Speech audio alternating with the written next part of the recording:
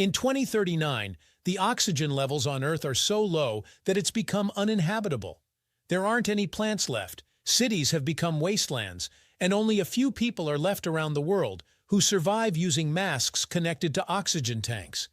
In Brooklyn, engineer Darius has left the family bunker to clean the solar panels while his father goes into the bookstore to get new stuff to read for his granddaughter. On the way out, the father steps on rotten wood and falls through the floor, which leaves him hanging off the reception ceiling. The fall damages his oxygen pack, and he starts having trouble breathing. Darius hears the issue over the comms and runs to the bookstore, where he tries to release his father from the hole to no avail. He goes upstairs to grab him by his feet instead, and it works, but it's too late. The man is dead. Afterward, Darius returns to the bunker, where he gives the bad news to his wife Maya and their daughter Zora. Thanks to Darius's engineering knowledge and Maya's farmer experience, the bunker has enough oxygen and plants to keep a decently comfortable life. Darius announces he wants to bury his father next to his mother, who is in a cemetery more than 5 miles away. Zora protests because of the potential danger, but Darius points out they haven't seen anyone in 3 years, so he should be fine. In the evening after the others fall asleep, Darius runs some maintenance on the machine that keeps the bunker running and discovers the oxygen reserve will only last 2 months. The computer even says that the system has been compromised, so Darius has a hard choice to make. The next morning, Darius says goodbye to Zora and gives her the book her grandfather got her.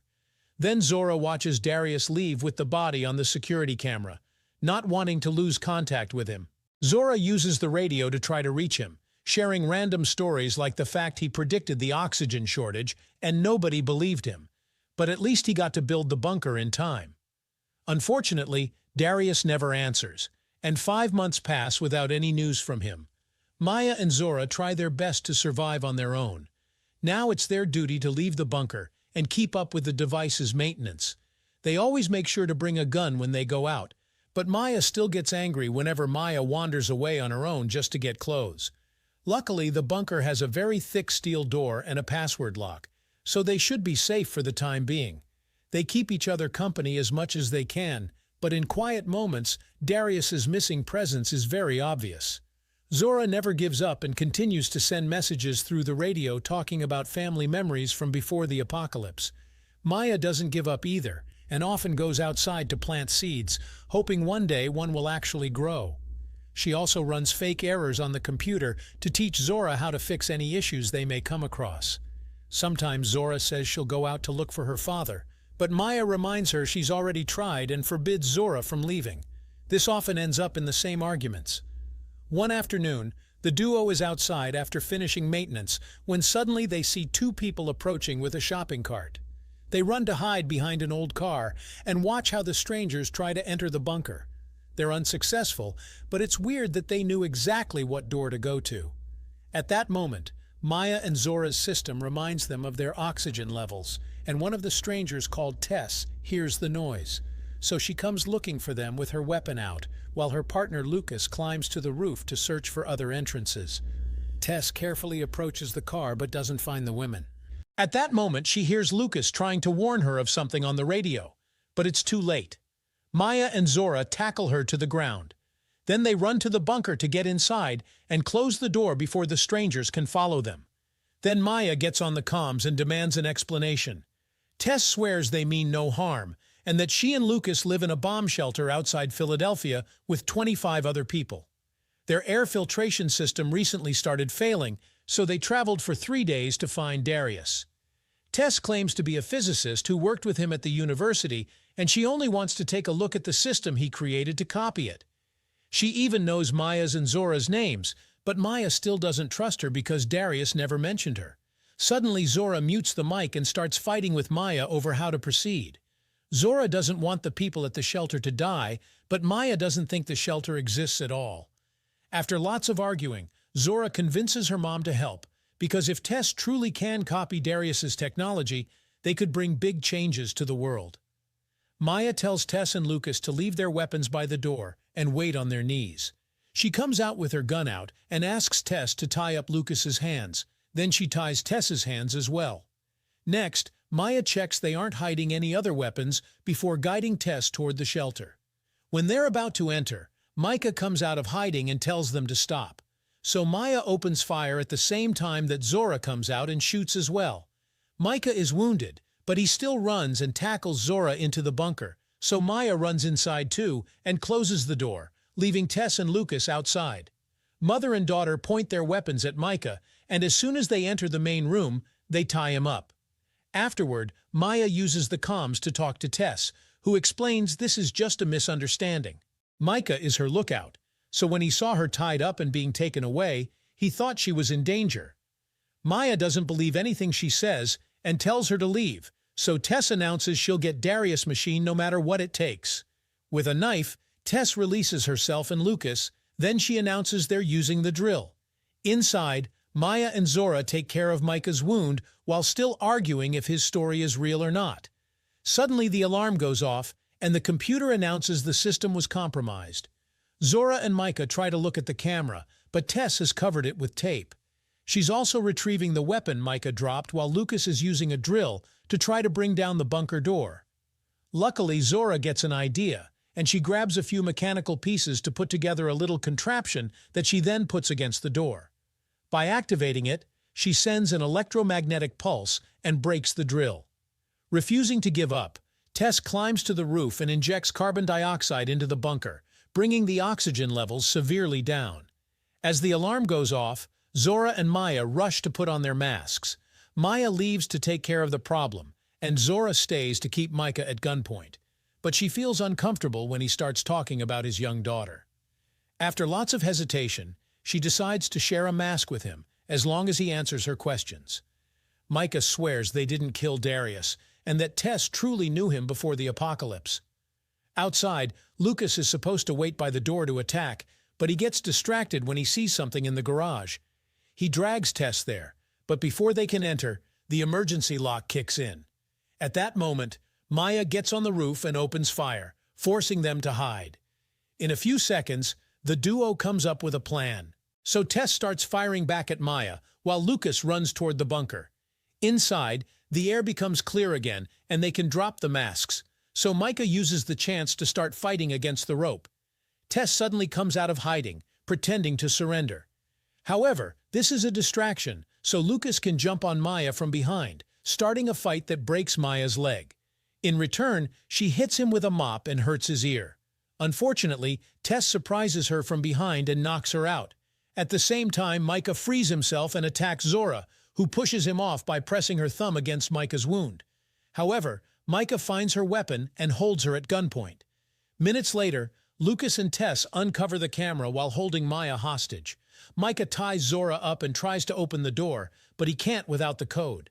Suddenly he starts feeling dizzy because of all the blood he lost and falls dead on the spot.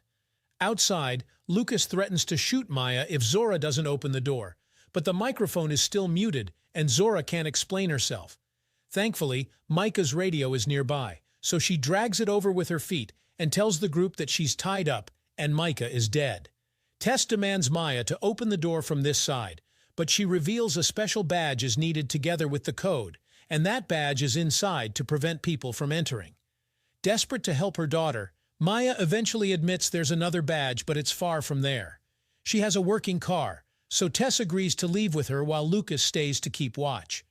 During the ride, Maya explains they're going to find Darius.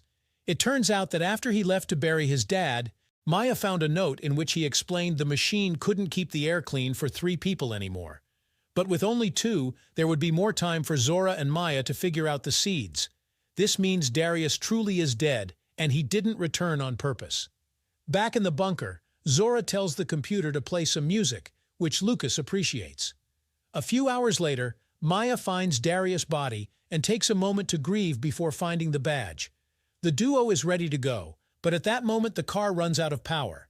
Tess asks for the badge, as she points out Maya can barely move with her broken leg, so there's no way she'll survive a trip back on foot.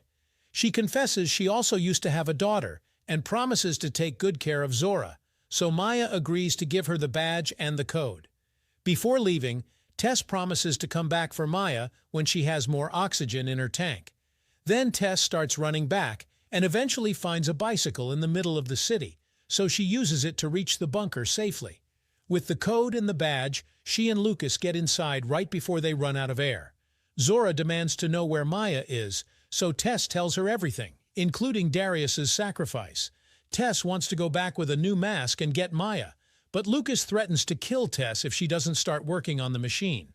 With a drill, Tess opens a panel in Darius's invention and finds a very advanced system, so she has no choice but to admit she doesn't understand enough to recreate it. Lucas starts losing his mind, causing Tess to finally admit she lied. She never met Darius before.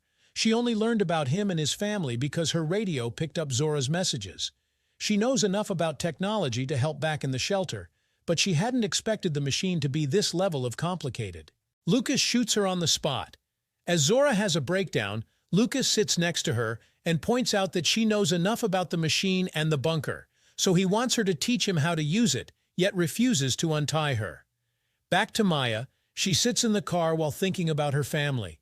She notices she only has 21% of oxygen left, concluding nobody will come for her before it runs out. At that moment, she's shocked to see something on the ground. It's a little plant starting to grow out. She removes her mask for a second and confirms the air is getting cleaner, which gives her hope. Maya tries to recharge the car's solar battery. At the bunker, Lucas throws Tess and Micah's bodies out to get rid of the smell. Then he grabs a can of food, but Zora refuses to tell him where the opener is, so he smashes the can to open it. Zora calls him out for staying here instead of going back to help his shelter, but he doesn't care. Suddenly the alarm goes off announcing a problem with the cables. Lucas agrees to untie Zora so she can take care of it, but only gives her enough oxygen for a few minutes so she can't run away. Zora gets to the roof and puts the cables back together, only to discover it was Maya who messed with them.